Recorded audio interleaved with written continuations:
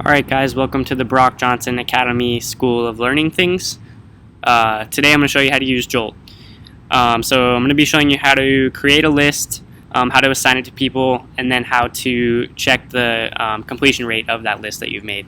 To do this, you will need to use Google Chrome, and you'll need to sign into the CFA Boca admin account. So if you're going to go ahead and make a list or modify a list, ask me for the admin password and I'll get you signed in with that. Alright, to start off, to make the list, you want to go to the sidebar here. You want to press on Content and then Lists. And then once this page loads up, it shows all of our current checklists that we're using. If you go to the top right corner right here, you do New List. And then you're going to make the list name. So for this video, we're just going to do Test. You press OK. And then it's going to bring you to the checklist template editor. So the first thing you're going to do is obviously start adding your items. So you can do categories here where the subtitle is. So you can make, let's say, you want to do equipment. You can make the equipment subtitle and then put a bunch of cleaning checklist items underneath there.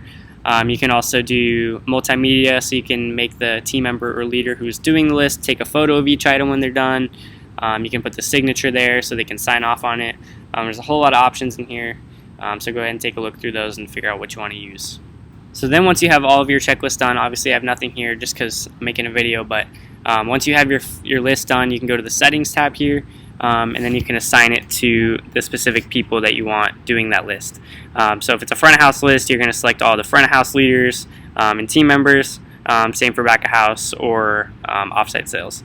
And then you can also set up a repetition set, which basically will show up in Jolt at a specific time for a specific time period that you set. So if we do new repetition set, you could make your checklist show up every day of the week, obviously not Sunday because we're not open, and then you can do new display time and have it show up every morning at 8 or every night at 6. So depending on what your checklist is for, you can have this show up, and then the team will know they're supposed to do it. So once you have your repetition sets done, you can also set up notifications. So let's say you have a cleaning checklist for front of house that's supposed to be done every night by 9 p.m.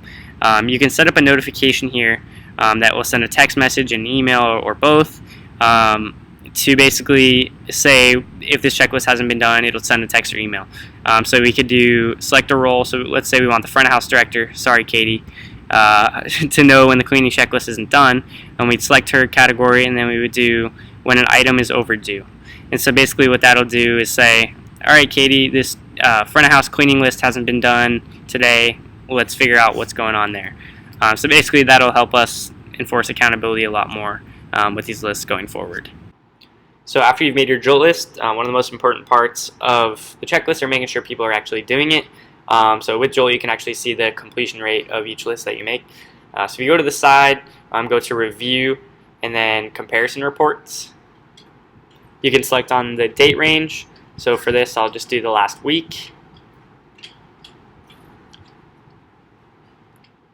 And then you click on List Reports. And then you can see all of the lists that we have and the completion rate. But for this, I'm going to do back of house closing and front of house closing just as an example. So when you click on the first one, it'll immediately load. Let's find the front of house PM. There we go. And then right here, it's going to show you both checklists are 100% complete. However, some of the back of house ones were late. So it kind of just gives you an idea of how often your checklist is actually being completed. If you guys have any questions, just go ahead and ask me. I'm not an expert, but I've been messing around with Jolt for a while. So that's it.